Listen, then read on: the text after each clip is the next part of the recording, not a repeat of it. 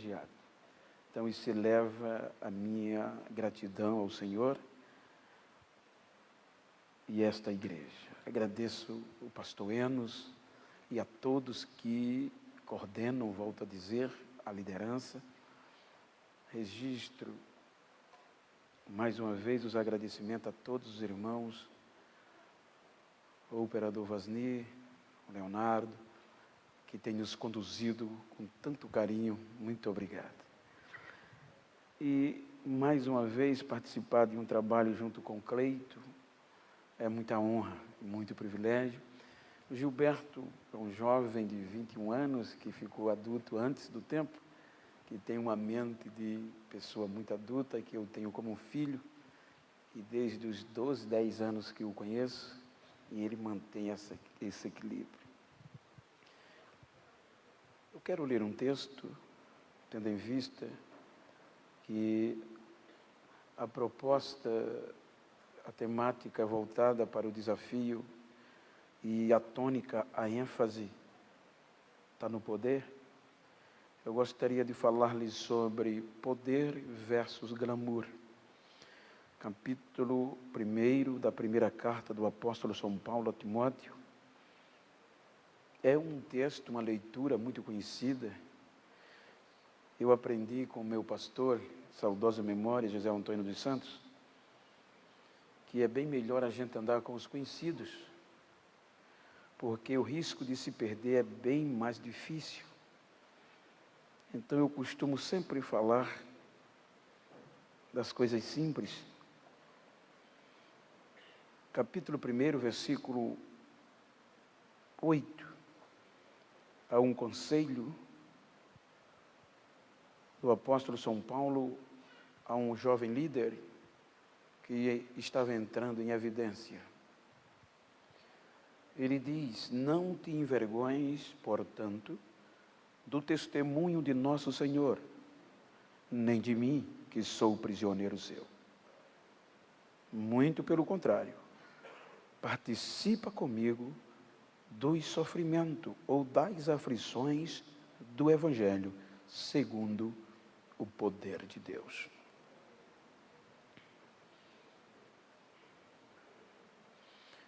Propositalmente, este texto nos leva a uma das maiores mensagens escritas, uma das maiores mensagens de aconselhamento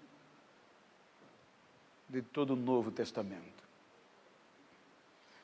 Os irmãos hão de convir que a ênfase que Paulo usa aqui é um termo pejorativo. Vejam que ele estimula Timóteo a não ter vergonha do testemunho de Jesus Cristo. E os irmãos hão de convir que o que ele estava estimulando a Timóteo não era algo novo que estava acontecendo com Timóteo. E os irmãos não precisam ser muito inteligentes para saber que a palavra vergonha, em qualquer dos idiomas e dos dialetos, é pejorativo. É traduzido como desonra, como desgraça. E quando nós observamos todo o contexto, é traduzido como... Os irmãos, eu ontem falei acerca, e quero pegar só uma recapitulação, acerca do impacto que o Evangelho trouxe por meio de Jesus Cristo.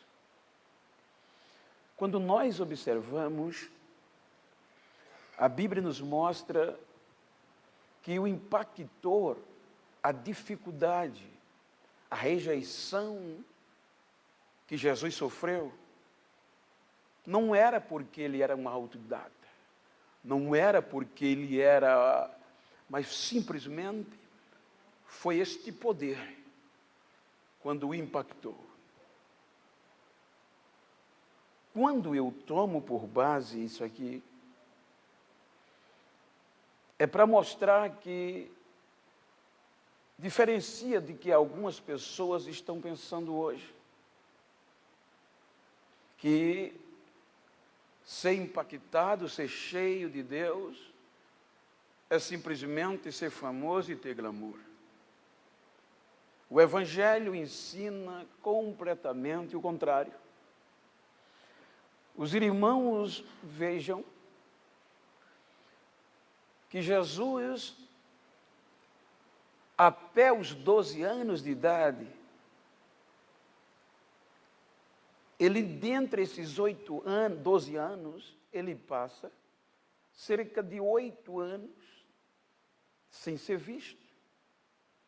Vai aparecer quando ele é sabatinado pelos escribas no templo, na festa da Páscoa. Quando ele passa pelaquela sabatina, ele passa mais 17 anos e alguns dias longe da história, sendo filho de Deus, mas esquecido no anonimato. Então, quando diz a Bíblia que com quase 30 anos, ele vai ao Jordão e João Batista o batiza nas águas. E é naquele dia que a Bíblia diz que ele foi impactado. Até aqui, Jesus não tinha destaque. Quando o Espírito Santo, o poder de Deus, o impacta naquele dia, ele já sai das águas cheio do Espírito Santo, está escrito. E o primeiro passo a sair das águas, agora impactado pelo poder de Deus, foi o deserto. A Bíblia diz que assim que ele saiu das águas, o Espírito Santo o impele ou o conduz para o deserto. Então, agora, conforme a quem a gente nunca viu pessoalmente, a quem a gente não conhece, e com a sua anuência, eu tenho sido privilegiado. Então, isso eleva a minha gratidão ao Senhor. E agradeço o pastor Enos e a todos que coordenam, volto a dizer, a liderança. Registro, mais uma vez, os agradecimentos a todos os irmãos, o operador Vasni, o Leonardo, que tem nos conduzido com tanto carinho. Muito obrigado. E, mais uma vez, participar de um trabalho junto com o Cleito é muita honra, muito privilégio. O Gilberto é um jovem de 21 anos que ficou adulto antes do tempo, que tem uma mente de pessoa muito adulta, que eu tenho como filho, e desde os 12, 10 anos que o conheço, e ele mantém esse equilíbrio. Eu quero ler um texto, tendo em vista que a proposta, a temática voltada para o desafio e a tônica, a ênfase, está no poder. Eu gostaria de falar-lhes sobre poder versus glamour. Capítulo 1 da primeira carta do apóstolo São Paulo a Timóteo. É um texto, uma leitura muito conhecida. Eu aprendi com o meu pastor, saudosa memória, José Antônio dos Santos, que é bem melhor a gente andar com os conhecidos, porque o risco de se perder é bem mais difícil. Então eu costumo sempre falar das coisas simples. Capítulo 1, versículo 8. Há um conselho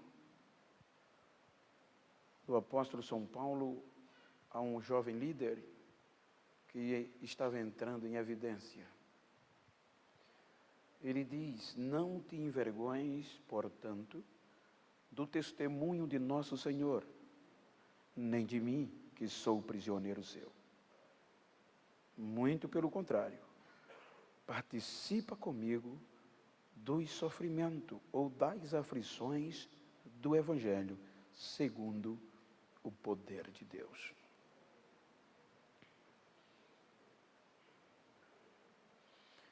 Propositalmente, este texto nos leva a uma das maiores mensagens escritas, uma das maiores mensagens de aconselhamento de todo o Novo Testamento. Os irmãos hão de convir que a ênfase que Paulo usa aqui é um termo pejorativo.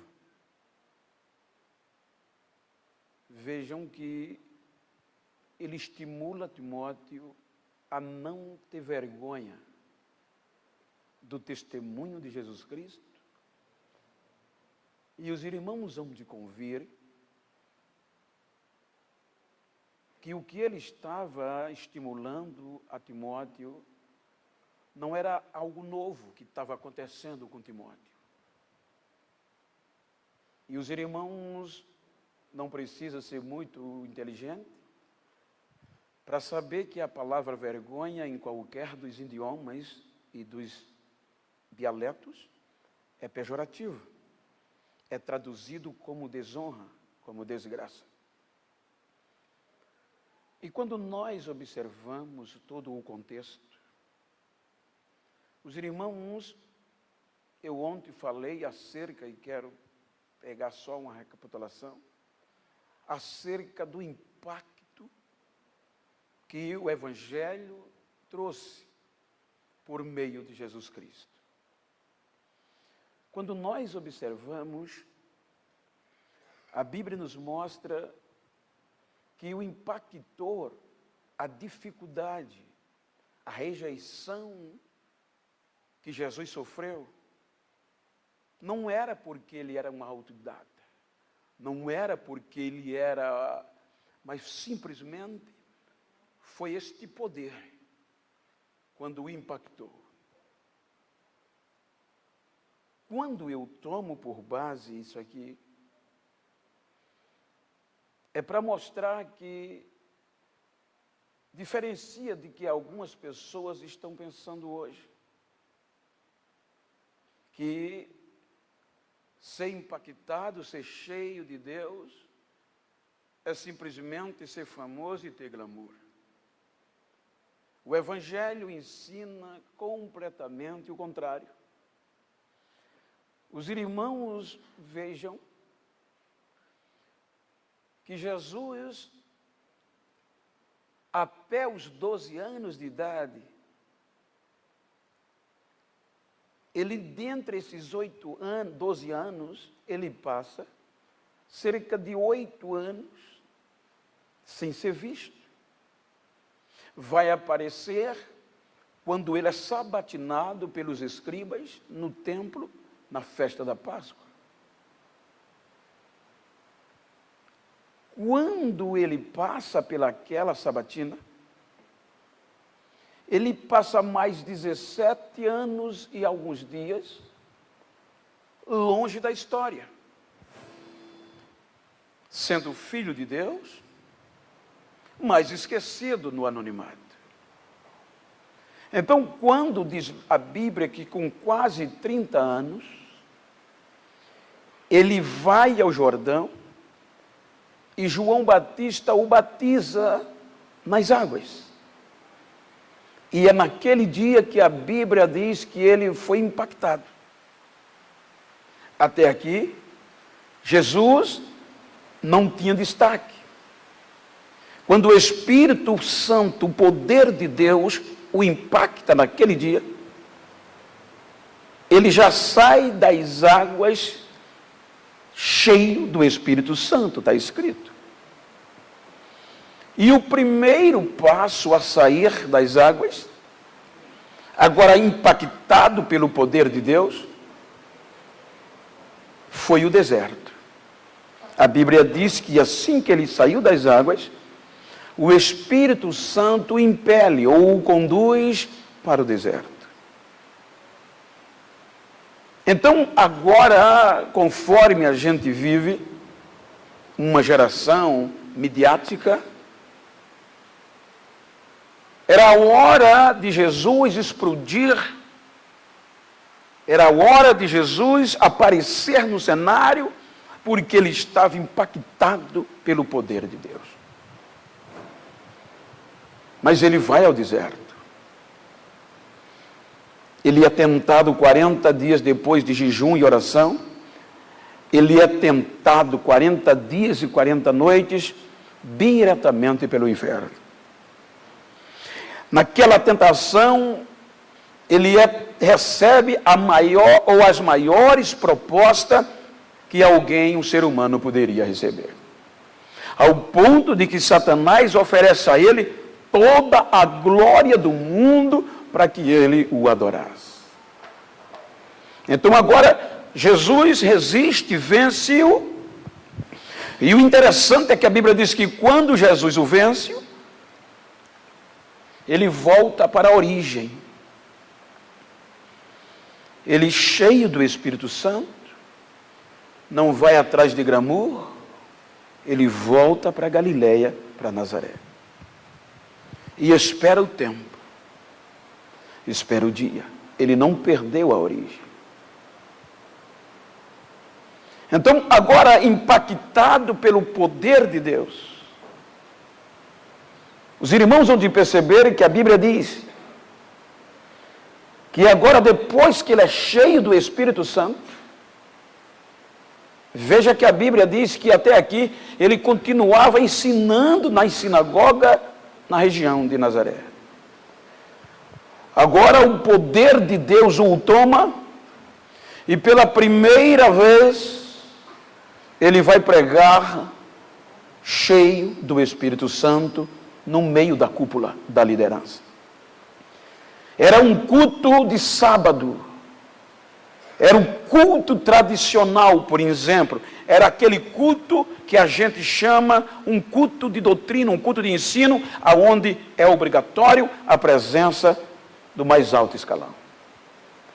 Então, quando Jesus pega o livro para ler naquele dia, ele lê a revelação profética de Isaías. E veja que ele atenta para este fim. O Espírito do Senhor Deus é sobre mim. Isso na leitura oficial.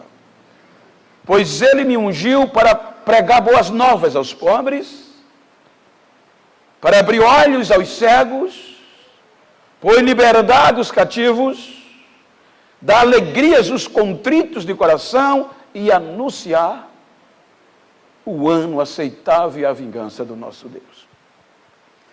A Bíblia diz que era a primeira pregação que Jesus estava fazendo de uma forma diante de um poder religioso cheio do Espírito Santo.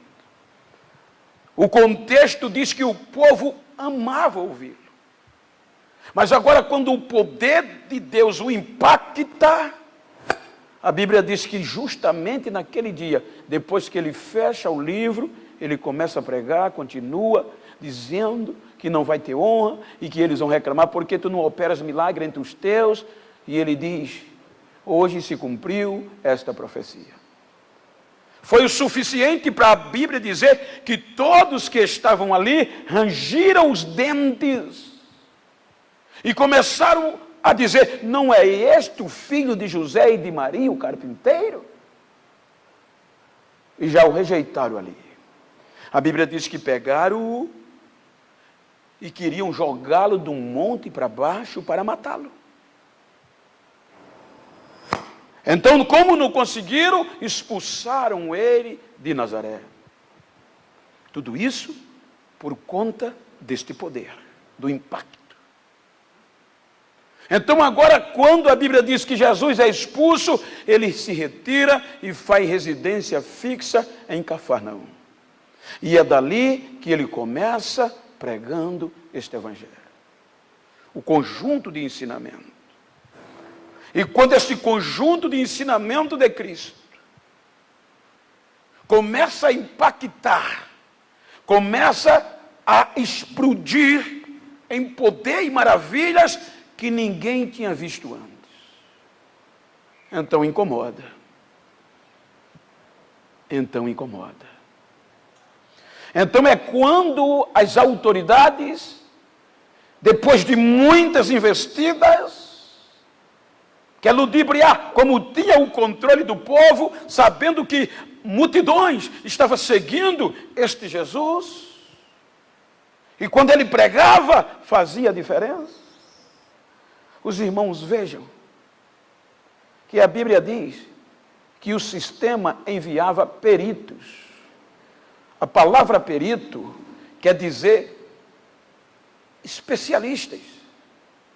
Eles entendem mais do que o normal. Eles enviavam peritos na lei para tentar pegar Jesus em um tropeço no conhecimento da lei. Mas Jesus era tão cheio do Espírito Santo que quando era provado, os próprios peritos baixavam a cabeça e o parabenizavam pelas respostas que ele dava.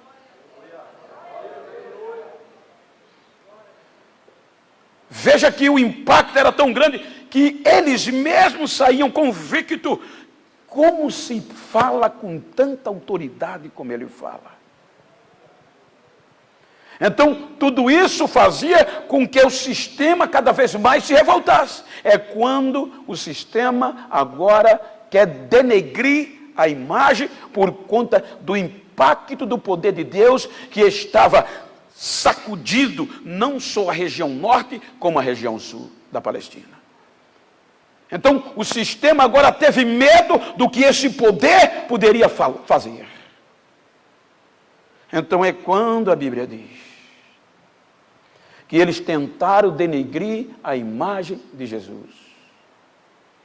Se pelo contexto da lei, nem os próprios peritos da lei conseguiram detoná-lo, então vamos usar o que a gente tem de melhor, o domínio sobre o povo. Então começaram a disseminar que miseráveis, desonrados, seriam todos aqueles que fossem vistos ao lado de Jesus. Veja que a pressão foi tão grande que eles chegaram até a ameaçar de excomungar, de excluir da sinagoga qualquer pessoa que confessasse que Jesus fez um milagre. Então, isso começou a disseminar, se espalhar no meio do povo, e agora a liderança de Cristo impactando e impactado pelo poder de Deus impactando, começou a ser visto com olhos diferentes, entre uma boa parte. Agora a vergonha era para qualquer um seguir a Jesus. Os irmãos podem ver que isso tomou uma contundência tamanha nos seus seguidores, que muitos não tinham coragem de ser visto com Jesus. Mesmo acreditando, mas não tinha coragem. Então o que isso quer dizer? Quer dizer que o povo ia murchando, e Jesus cada vez mais sendo pressionado. Então veja que o negócio estava tão sério que a Bíblia diz que Jesus chamou-os. Ao ponto dele dizer que a geração presente de judeus era uma geração incrédula, adúltera. Então foi quando ele chamou os seus e chamou uma responsabilidade. Veja que isso não foi aleatório, foi literalmente, ao ponto dele dizer: vocês querem mesmo seguir a mim? Olha que liderança. Vocês querem mesmo vir após mim? Então vocês vão ter que renunciar a vocês mesmos. Em outras palavras, não vai ter glamour, não vai ter destaque, não vai ter moleza. Se vocês quiserem vir após mim, negue a vocês mesmos. Tome a cruz de vocês de cada dia e siga-me. Então ele é duro aqui. Ele diz: eu digo a vocês, se qualquer um de vocês se envergonhar dos meus ensinos e de mim e de minhas palavras, eu vou me envergonhar desta pessoa diante do meu Pai. Então veja que o negócio pegou tão sério que isso se tornou uma ameaça para o seu ministério. Então, a partir daqui, ele consegue controlar. Mudando, ele vai ensinando, vai preparando e vai estando ao lado dos céus. A ponto que chegou no que eu disse ontem. Uma das maiores experiências de liderança que eu aprendi aqui foi depois da ressurreição de Cristo. Veja que eu volto a recapitular. Depois que Jesus foi crucificado, o impacto foi tamanho.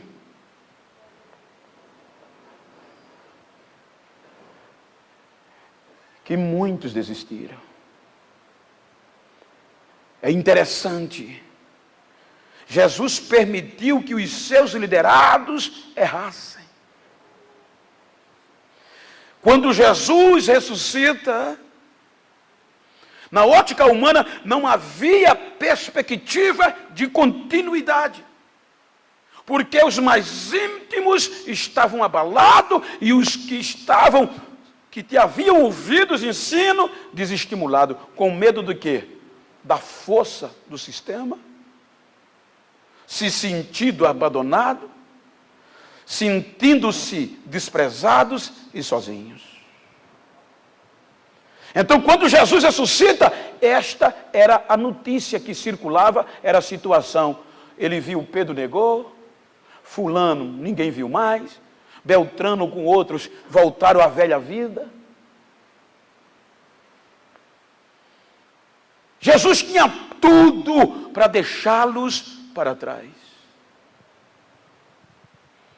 3 anos e alguns meses de ensinamento, de preparação. Jesus claramente dizia, eu vou sofrer, vou morrer, mas ressuscitarei. Mas quando aconteceu, ninguém acreditou. Porque a visão era terrena, a visão era de glamour. Será, Senhor, que quando o Senhor sentar no seu trono, permite que um dos meus filhos sente na tua direita? Era só glamour. O interessante é que quando Jesus ressuscita, uma das primeiras coisas que ele faz é se preocupar com os seus liderados. A Bíblia diz que Jesus vai atrás de um por um, não larga e não deixa eles para trás. Como líderes, a primeira coisa que a gente tem que fazer não é tirar a pessoa, é tirar o eu sem tirar a pessoa. Você veja que a Bíblia fala de 2 discípulos que não faziam parte dos 12, mas eram importantes. De Emaús. O que eu achei lindo é que quando Jesus ressuscita, a Bíblia diz que no 3º dia, aqueles discípulos largaram, desistiram, decepcionados. A notícia da morte prevalecia sobre a notícia da ressurreição para eles. É quando a Bíblia diz que eles pegaram as mochilas, na nossa linguagem, e desistiram. Decepcionados. Vamos voltar para casa. Não dá. Vamos desistir. Aí a Bíblia diz, isso é lindo, gente, que Jesus agora ressuscitado, vai atrás deles ainda no caminho. No meio da decepção, imagina, Jesus ressuscitado, coloca o pé de novo na poeira para resgatar 2 dos seus liderados que haviam desistido. O interessante é que quando Jesus entra, ainda ouve o que talvez a gente não quer ouvir de um liderado. Quando ele se aproxima, vocês estão falando de quê? Aí a Bíblia diz que um dos discípulos, chamado Cleópatas, ele, entristecido, disse, porventura tu és o único estrangeiro entre nós, não sabe o que está acontecendo?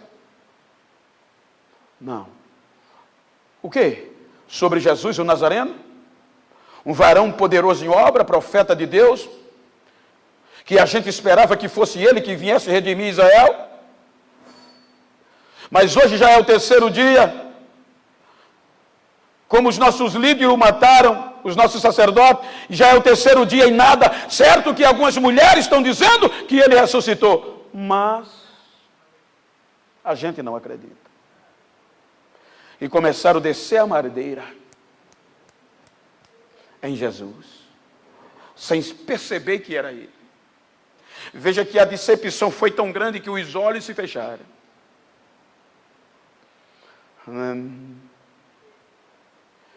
E Jesus vai ouvindo pacientemente. Quando eles terminaram, Jesus deixou eles falarem até terminar. Quando eles terminaram, Jesus disse: oh, como vocês são duros de coração. Vocês não sabem que era necessário que o Cristo padecesse para poder entrar na sua glória? Aí Jesus começa a pregar de novo para eles, desde Moisés até aquele dia. Quando a Bíblia diz que quando ele termina de pregar, a noite chegou. Aí eles estavam chegando em Emaús. Os discípulos entraram para a aldeia e Jesus passou direto. Mas como eles prezam pela hospitalidade, eles gritam: moço, já é tarde. O dia declinou.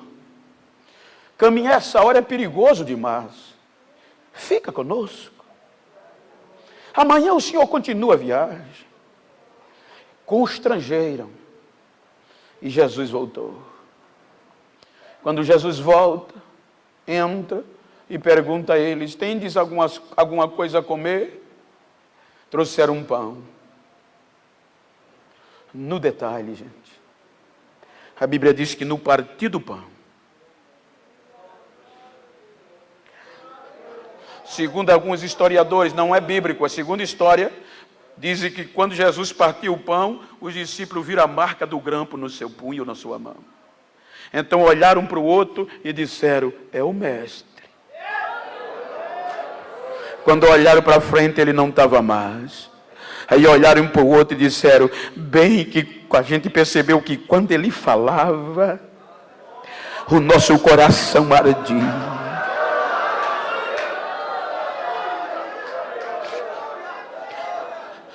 O liderado pode largar o líder, mas o líder jamais pode abandonar o seu liderado. O que eles fizeram era para Jesus deixá-lo para trás.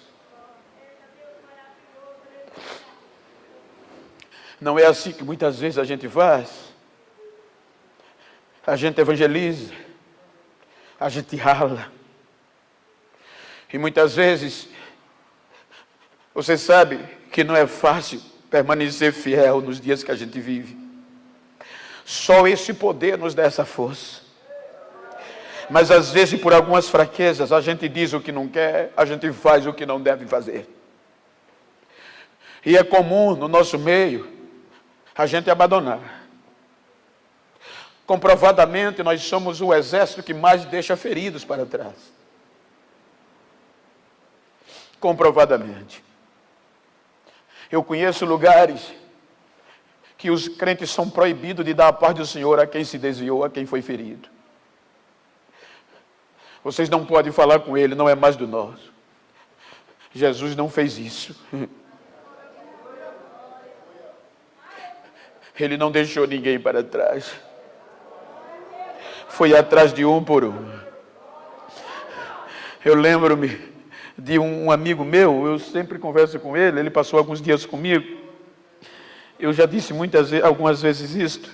Ele é sargento do exército americano. E uma das coisas mais difíceis de ser um policial ou um soldado do exército americano é o treinamento. Porque eles são preparados para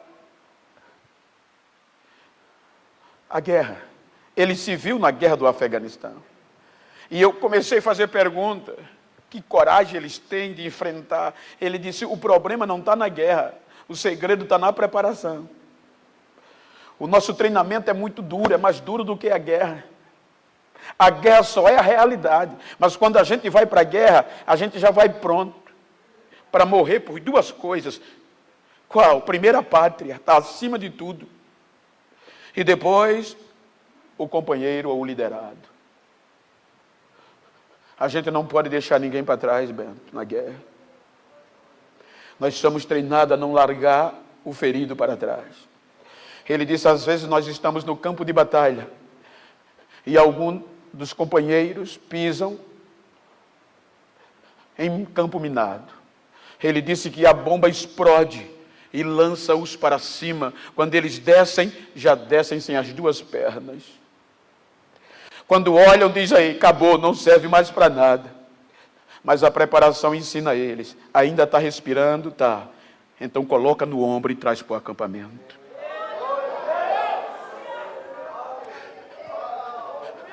Foi ferido, foi. Está respirando, tá. Coloca no ombro.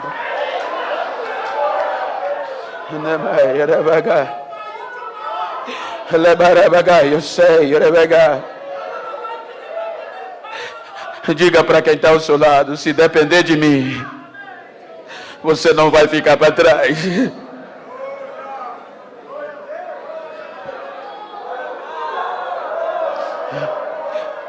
Um novo mandamento eu vos dou. Amai-vos uns aos outros como eu vos amei.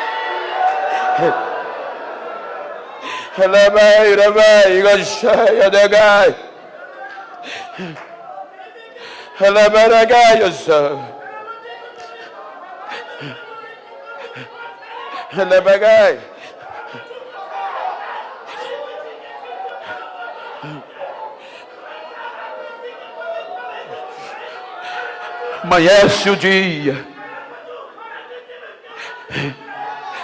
Jesus ressuscitado. Vou conjecturar dentro da Bíblia. Pega um braseiro. Conjecturando a Bíblia nas entrelinhas. Pega um saquinho de pão. Jesus ressuscitado. E amanhece o dia na beira do mar, na areia da praia. Fazendo o quê? Esperando um barquinho que estava chegando. Cheio de desviados. Pedro estava lá. Jesus de manhãzinha saiu para restaurar os seus liderados. Uma das coisas que eu achei mais linda, entre outras, é que quando Pedro percebeu que era Jesus, que foi atrás deles, Pedro, na hora, vestiu as vestes, saltou do barco e saiu correndo na água. Como que dizer, ele veio me buscar. Ele veio atrás de mim. E Jesus não passou nada no rosto dele. A única coisa que Jesus fez foi perguntar, Pedro, tu me amas?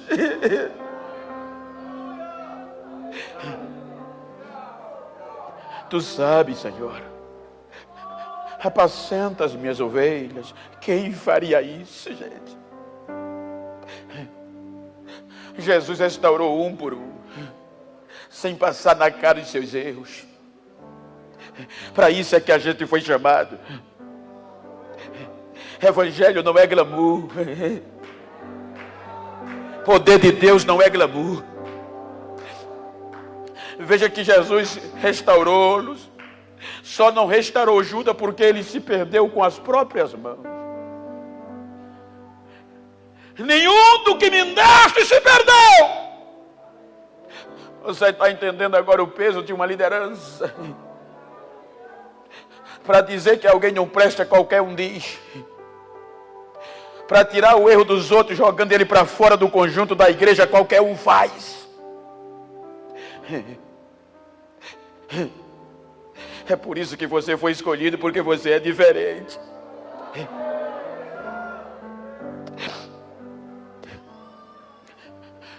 Quando Jesus vai aos céus, gente, isto que Jesus fez ficou impregnado no coração de cada um. Você veja que eles não desistiam, a ponto de darem a própria vida. Veja que a partir daqui, Pedro, que era um daqueles mais ferrenhos, começa a ser amável. Pedro agora começa a compreender. E quando o sistema romano cobrava impostos exorbitantes de uma igreja dispersa, quando a ameaça literal, quando os pagãos que enfrentavam os cristãos para desistir, me digam a razão da fé de vocês. Vale a pena vocês ser crente nesse Jesus, vivendo a prova que vocês vivem? Aí Pedro escreve: filhinhos, se preocupa não, só sejam santos como ele foi, porque vocês são uma geração eleita.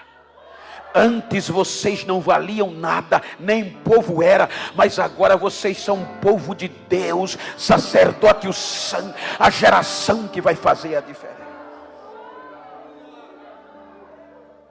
Veja que isso causou um impacto tão grande, que as forças policiais, as prisões, não faziam eles desanimar. Aí é quando a cúpula faz uma reunião para tentar pará-los. Qual é a observação? O conhecimento. Eles são leigos, são indoutos, não têm muito conhecimento. Eles não vão muito à frente, é só a gente achar alguém capacitado no conhecimento. Aí é quando aparece Gamaliel e apresenta um menino excepcional.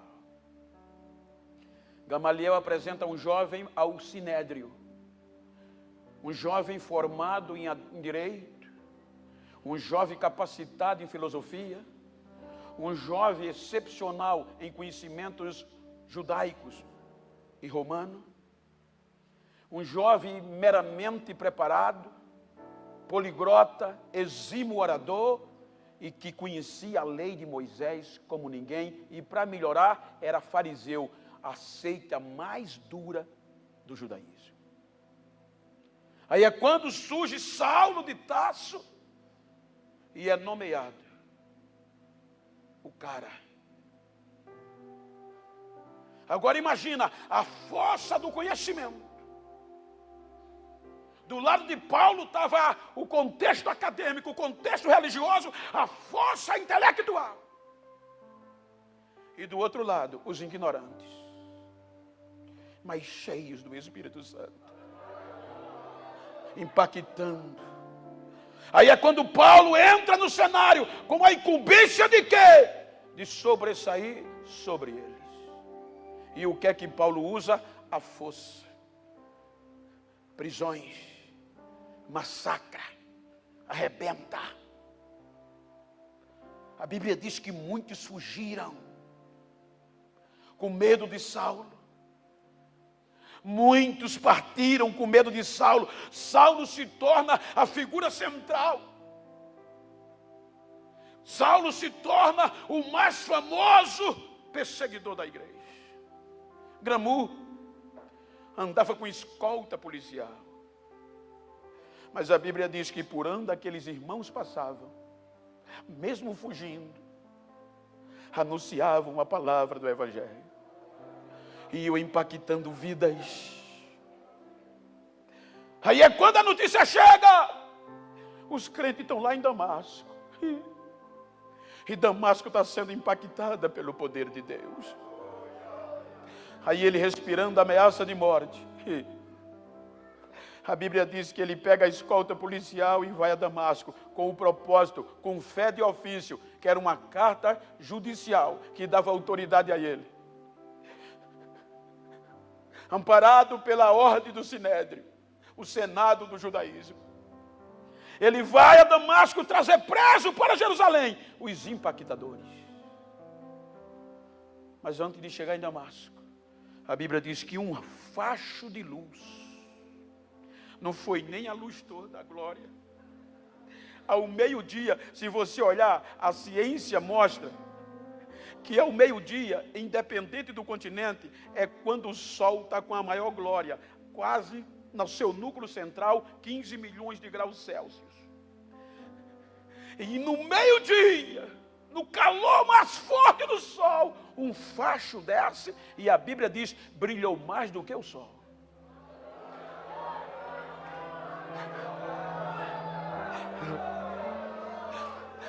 Aí o doutor cai com a cara no chão, os soldados caem com a cara no chão, e agora o famoso, o glamuroso Saulo reconhece que quem fez aquilo era maior do que o imperador. Porque para Saulo reconhecer o sequirion de alguém, ou seja, o senhorio de alguém, precisava ter convicção. Ele era top, gente. Aí ele só tem o direito de gritar, quem tu és, Senhor? Eu sou Jesus. A quem você persegue? Agora você não vai ter direito nem de dar coice contra mim. Ou seja, você não vai poder nem recalcitrar contra o meu aguilhão. Porque a partir de hoje,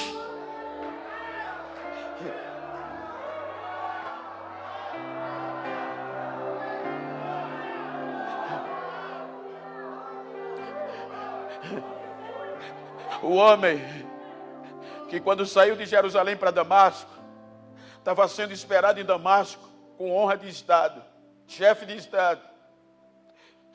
As autoridades de Damasco já estavam esperando, com tapete, vou conjecturar, prontos para dar continência, que era o glamour, era Saulo. Agora ele já chega, arrastado, cego, crente.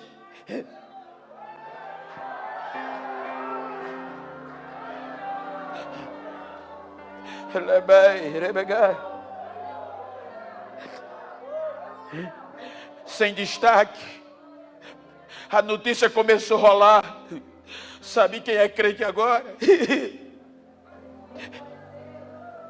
Sabe quem agora se juntou os miseráveis? Doutor Saulo. O homem que tinha tudo, glamour, agora por conta desse evangelho, nem direito de sair pela porta que entrou teve. Saiu escondido a altas horas da noite, pelo buraco feito no muro para não morrer. Está pensando que ele teve moleza? Não voltou mais para Jerusalém.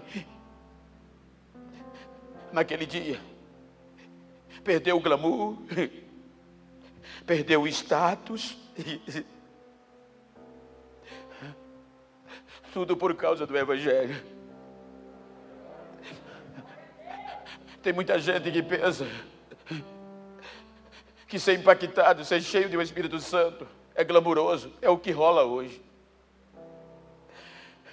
Eu estava pregando em um congresso missionário, tinha umas 30 mil pessoas, e eu estava acompanhado com um cantor muito famoso. E eu achei lindo, eu estou dizendo porque não é segredo, ele contou de público. Ele, quando foi cantar, cantou o hino e deu testemunho que chegaram 30 pares de sapato na casa dele, de uma marca bem conhecida, bem famosa. E aí ele disse que pensava que ia pagar, a proposta não é, você não paga nada, todo mês vai chegar 4 a 5 pares. Você só precisa usar o sapato da marca, porque você só canta para a multidão. E quando você estiver pregando, pela fama que você tem, levanta o pé, só para o povo ver o sapato que você usa. Tem muita gente que pensa que ser cheio desse poder, gente, é fama, é para ganhar dinheiro. Ela é bem. 14 anos no anonimato. O doutor perdeu o nome. O doutor perdeu a fama. Quando ele surge de novo, segundo a história, foram 14 anos depois, de arrego. Porque Barnabé, quando o poder desse evangelho impactou a Antioquia da Síria, Barnabé mandou chamar ele. Foi buscá-lo. 14 anos esquecido, 14 anos sem apoio, mas ele não desviou. Veja que quando você chega no capítulo 13, depois de 14 anos, a Bíblia diz que estava na igreja de Antioquia doutores e profetas, orando e jejuando. Ele ainda estava orando e jejuando e profetizando. Então é quando o Espírito Santo enche. E agora ele sai pela região da Galácia, pregando na região de Chipre, Pafos. Ele vai pregar na Antioquia da Pisídia, um sermão que o povo pediu para ele voltar no outro sábado, uma palavra de consolação. Ele dali parte, formando discípulos, vai para a região licaônica, Icônio, Listra e Derbe. Veja que ele termina a primeira viagem em Derbe, na região licaônica, uma região de difícil acesso, de dialeto próprio. Mas ele formando discípulos aonde passava. Ele agora tinha tudo para lembrar do glamour. Chega na cidade de Listra, por causa de um milagre, gente. A Bíblia diz que ele olhou para um homem, viu que tinha fé para ser curado na pregação e disse: em nome de Jesus, levanta e anda. O homem levantou. Quando o homem levantou, os aplausos vieram. Mercúrio e Júpiter desceram entre nós. Era a hora do glamour. Era hora de cobrar um cachê forte. Era hora de dizer: eu só quero se for hotel 5 estrelas. O milagre veio, estou impactando. Mas no meio dos aplausos, ele abdicou do glamour e disse: não, não, não, essa glória não é nossa, é dele, foi Jesus que fez, foi Jesus que fez.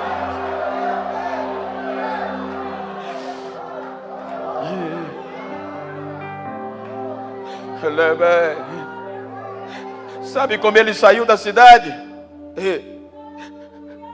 Bateram tanto nele, que a Bíblia diz que ele saiu arrastado, porque pensavam que ele tinha morrido.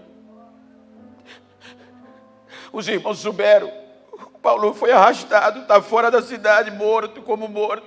Foram lá, mas ele não desistiu.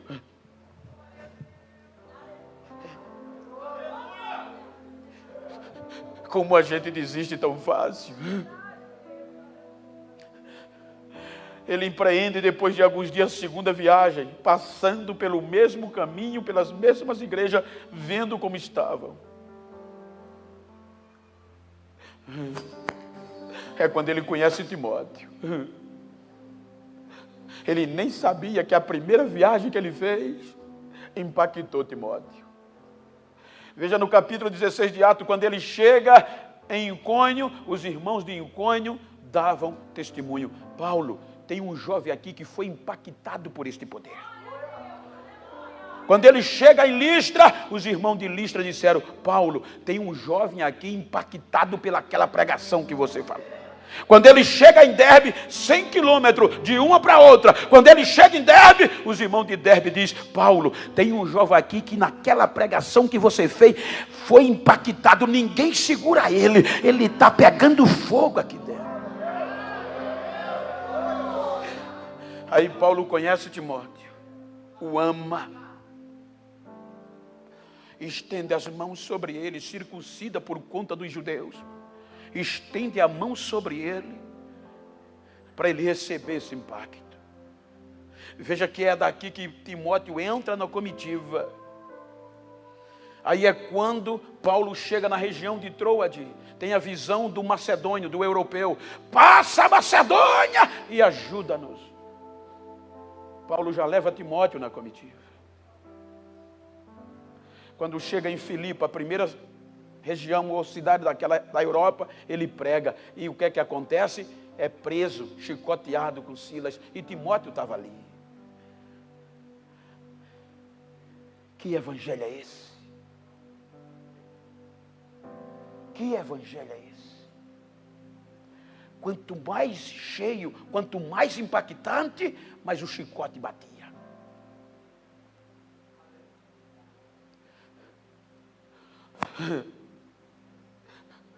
Prenderam, bateram nele, jogaram na prisão. O homem que podia desfrutar do glamour, agora preso, os lombos correndo sangue com Silas, algemado, os pés no tronco, a mão.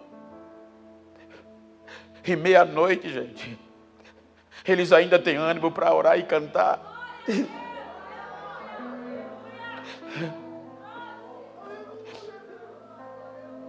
Leia.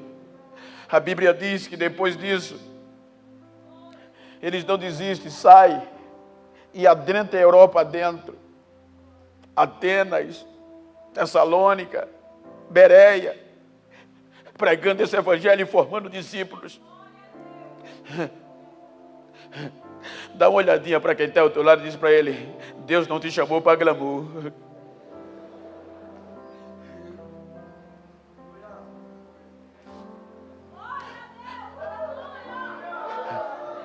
Sofria tudo isso por causa dos seus liderados. Volta para a Ásia. Timóteo até aqui é coadjuvante. Timóteo até aqui não é líder, é só membro da comitiva. Aí quando Paulo volta para a Ásia, aí ele chega em Éfeso, num centro político comercial, e precisou voltar para a Europa. E quem é que ele estabelece como líder em Éfeso? Timóteo. E Timóteo agora vai aprender a liderar. Timóteo agora só viu Paulo sofrer.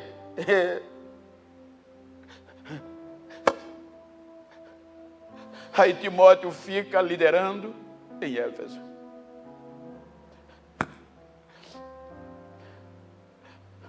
Ao passar dos dias, Timóteo começa a sofrer, porque a Bíblia diz que tinha 2 obreiros afastados da fé, aqueles crentes de aparência que estavam dentro da igreja, que não aceitavam a liderança de Timóteo, porque era novo.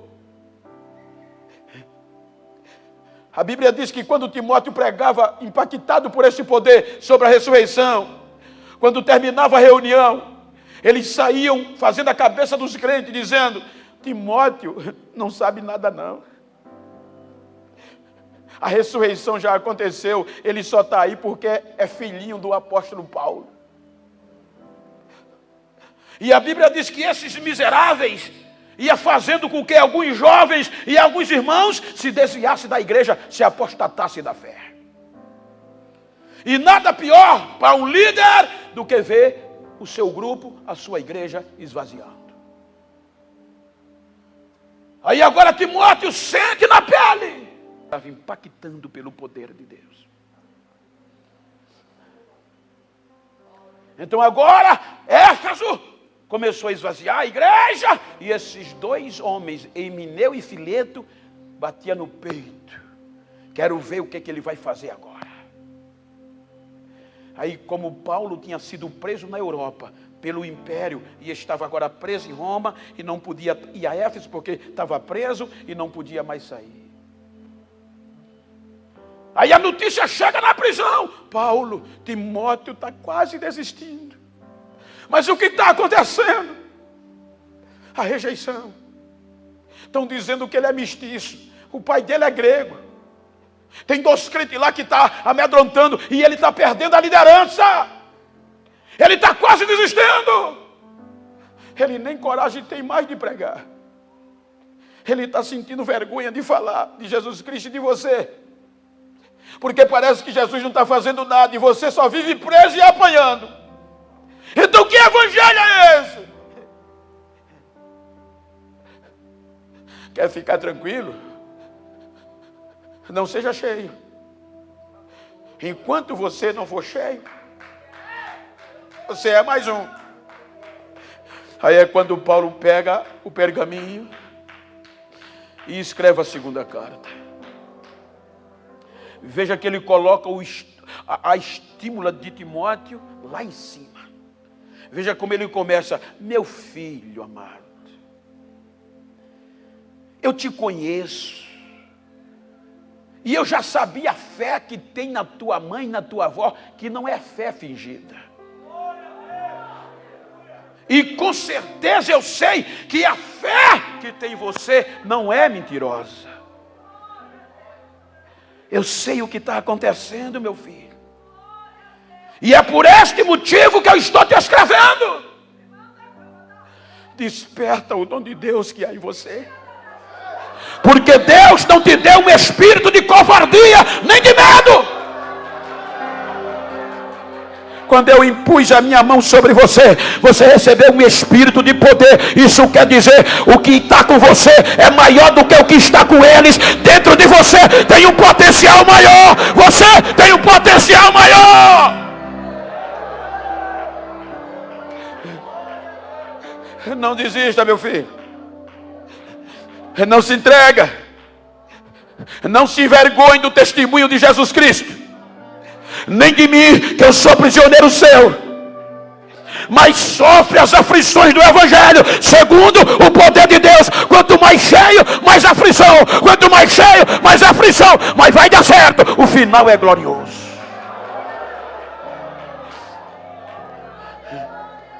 Filho, eu queria estar aí com você, mas eu não posso.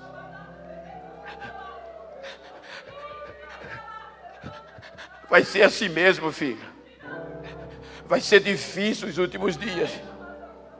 Porque o povo não vai querer mais ouvir a verdade do Evangelho. O povo vai querer ouvir prosperidade, filosofia. O povo vai dar mais ouvido às fábulas. Por isso que eles vão dar mais atenção aos doutores, que nem crentes são, pregam mera fábula e filosofia. Eles vão pregar isso, porque o Evangelho vai causar comichões nos ouvidos, meu filho. Mas você não muda não. Continua honrando o princípio da palavra. Continua pregando a verdade, que eles querem ouvir ou que eles não queiram. Prega a verdade em tempo e fora de tempo. Não se vende, não se rende. Prega a verdade.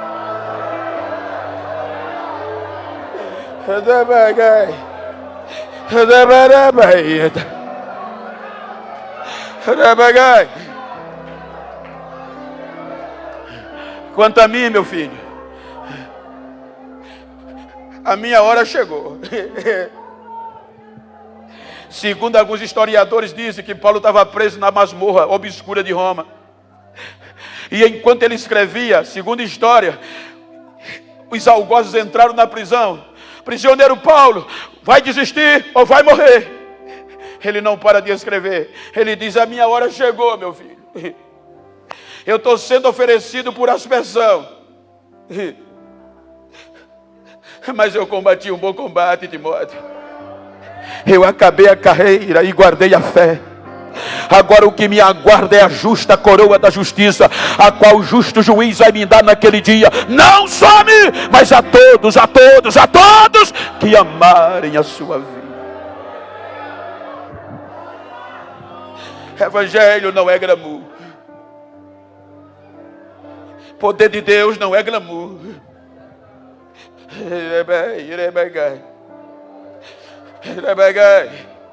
Hoje prevalece quem está na mídia. Hoje, se você indica um pregador, um pastor, é crente. A primeira pergunta: tem vídeo no YouTube? Hoje não se acredita mais, entre aspas, porque agora, quanto mais famoso, mais santo, segundo a mídia.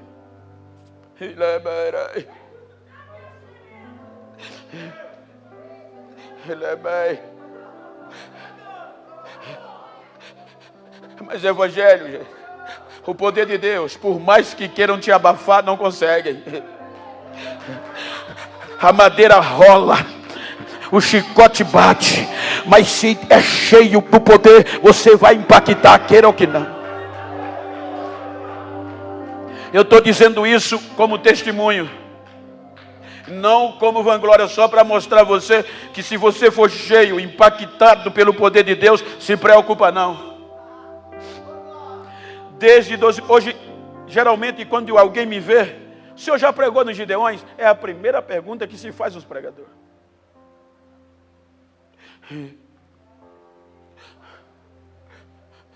Eu digo não. Desde 2010 que o meu nome foi para os Gideões, quando vocês não me conheciam. Passaram 5 anos, ninguém me chamou. 2015, o poder desse evangelho começou a impactar o Brasil, da minha vida. E aí desde 2015 que me ligam. Vem, Bento, eu sou da roça. O ano passado, El falou pessoalmente comigo, carinhosamente, que é um trabalho brilhante. Eu digo, pastor, eu sou da roça. Mas Bento, tu já é famoso. Eu digo, sou não. Esse ano me ligaram de novo. E Deus não deixou. Eu não preciso disso para impactar. Eu só quero você na minha presença.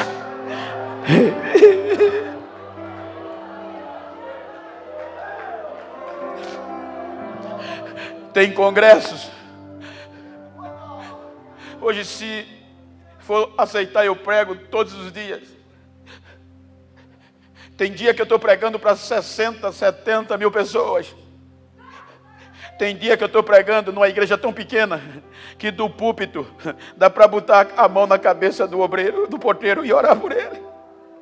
Mas tem dia que eu estou pregando em cada lugar tão chique que quando termina o culto eu passo quase 40 horas nas convenções gerais. Passo quase 4 horas tirando foto, 2 horas. Aí chega aquela hora que alguém diz, pai, tu tá aí em cima, tu tá aí por dentro, tu é o cara, né? E às vezes você pensa que é. E se esquece que é o poder do evangelho. Aí quando eu volto para casa pensando que eu sou alguma coisa, quando chego em casa, já tem 2 pedacinhos de cana. Eu meto o dente na cana e o Espírito diz, não esquece de onde tu saiu. A origem ainda faz a diferença. A origem!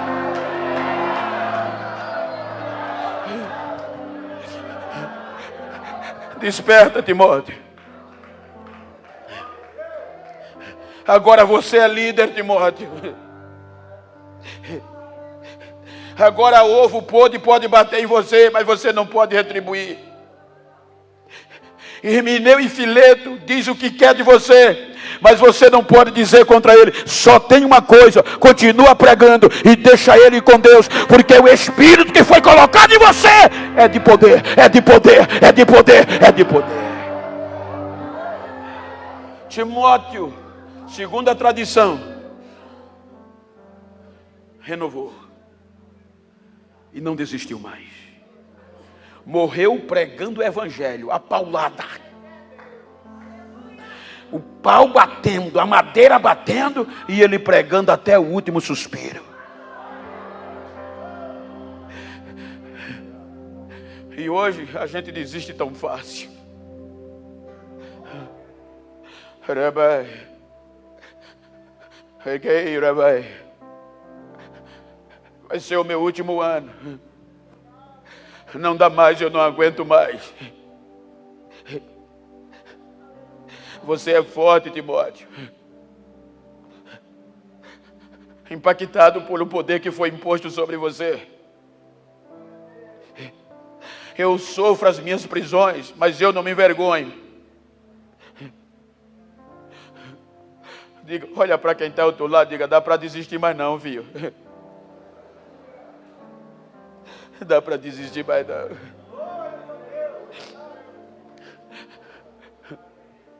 Vocês já ouviram, só para dar sentido, porque eu estou aqui hoje.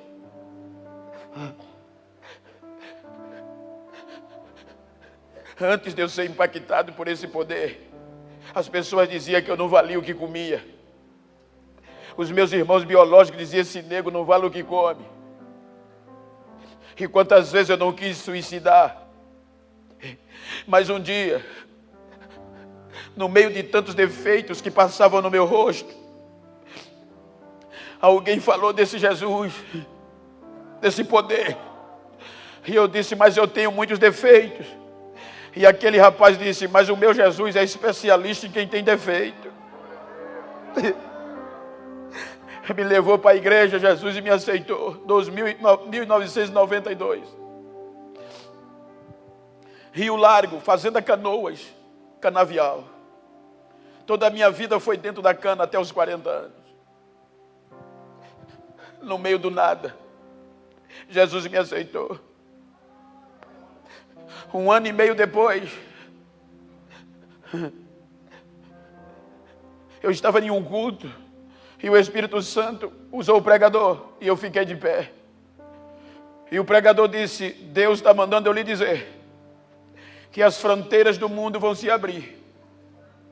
O Brasil vai ser pequeno, porque você vai ser impactado por um poder tão grande, que muitas vidas vão ser restauradas.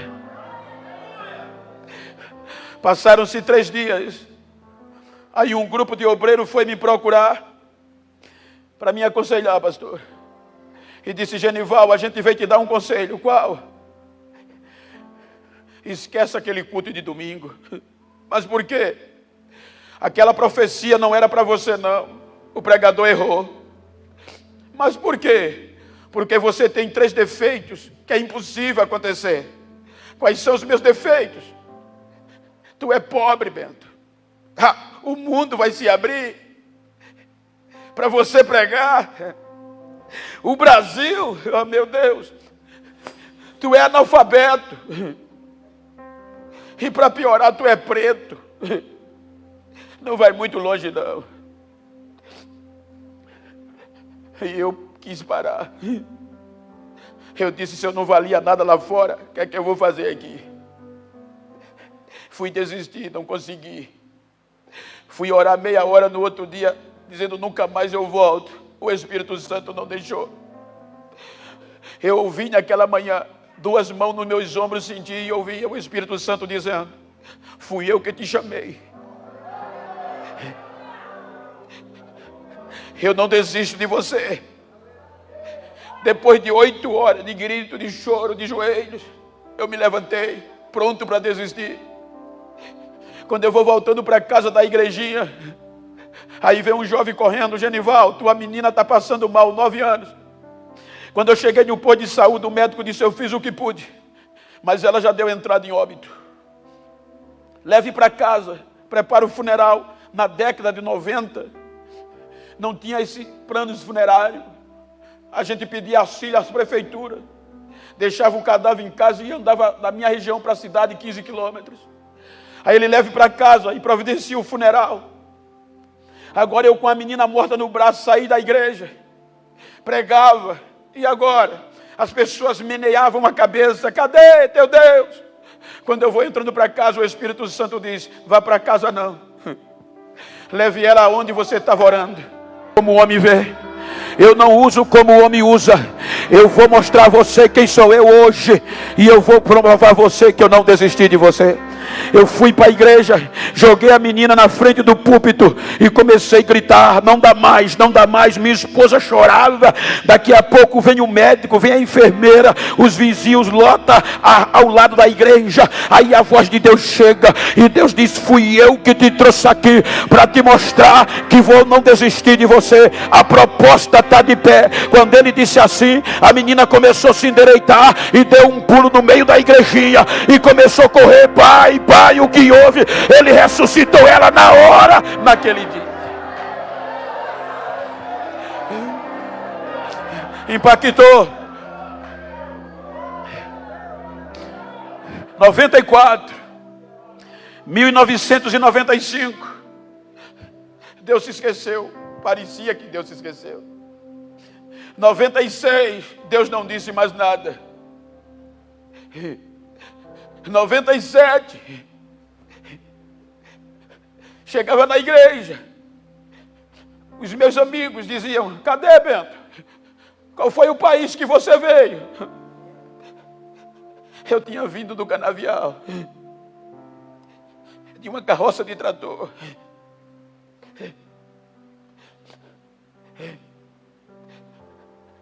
Aí começavam a me chamar de internacional. Quando o banheiro estava sujo, o dirigente dizia: chama o internacional.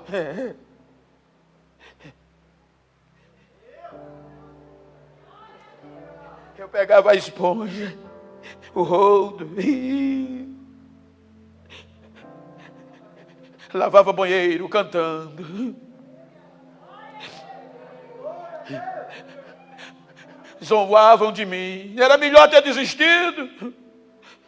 Mas o que me fortalecia é que às vezes eu encontrava força e ia para o ciclo de oração. Quando eu chegava no ciclo de oração, aquelas irmãzinhas que não sabiam falar direito, pastor, pro mode, Jesus.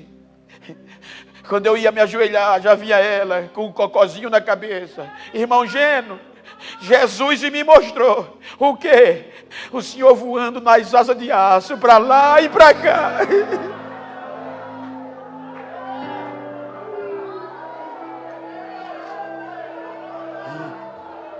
15 anos sendo humilhado, 15 anos sendo esnobado, mas não desistia. Liderava crianças quando não tinha ninguém, liderava a escola.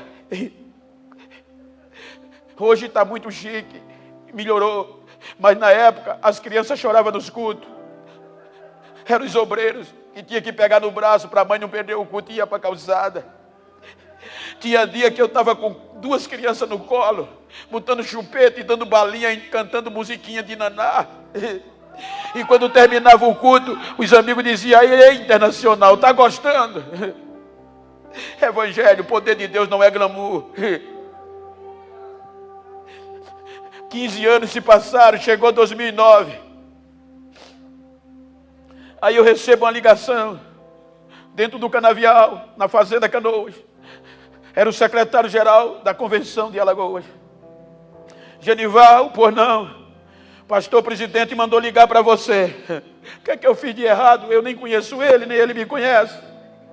Alguém falou de você para ele. Você já viu que sempre tem alguém que não tem nome na história? Diga para quem está ao seu lado, se preocupa não. Deus sempre usa uns alguém por aí.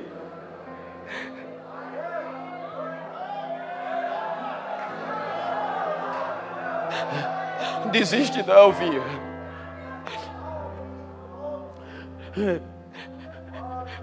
Pois não, o pastor mandou você se preparar. O que é que houve?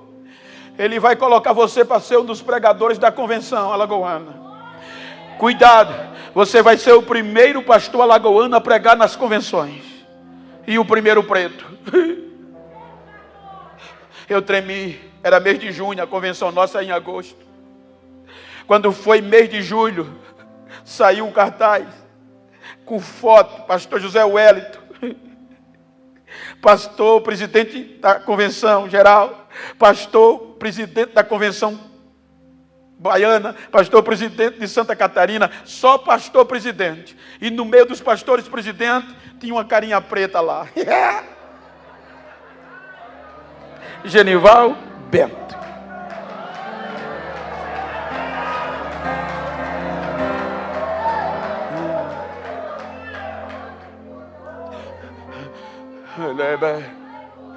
Quando o cartaz saiu, um grupo de pastores não concordou.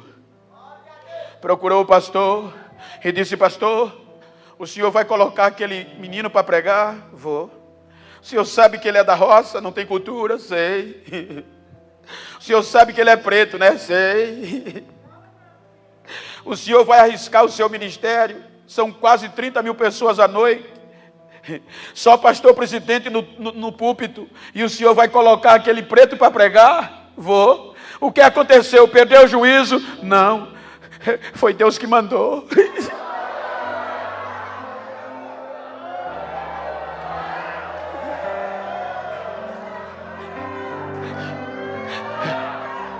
Eu preguei. Eu preguei. Agora quem não acreditava me beijava, me botava no braço. Deus impactou aquela noite. Quem achava que eu era fraco quebrou a cara, porque o poder de Deus me fortaleceu. 2009, todo o estado me queria de uma vez só. Quando chega 2010, o telefone começa a tocar. E eu, ainda aquele tijolão, e eu com a carinha de besta, alô? Só que do outro lado não era alô, hello? Era Europa. Please, Pastor Genival, yes. Come here, please. Yes, my brother, yes. Europa. Final de 2010. Hello, América. 2012, eu não soube o que dizer, só fui dizer arigato, yeah, arigato. O Oriente.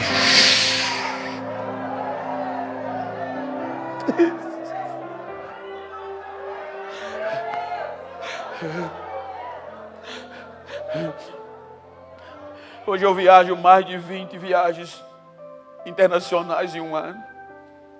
Hoje eu viajo de avião mais de 20 vezes em um mês. Pregando este evangelho. Impactando e sendo impactado por este poder.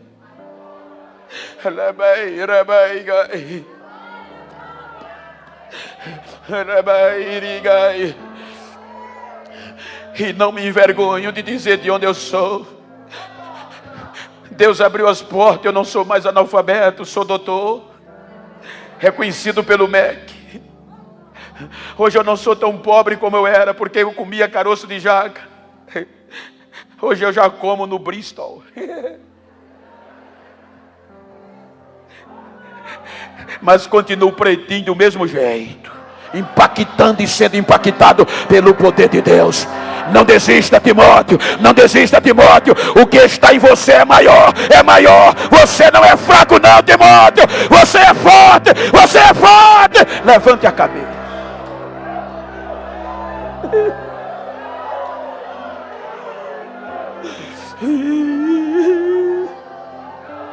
Fique de pé, por favor.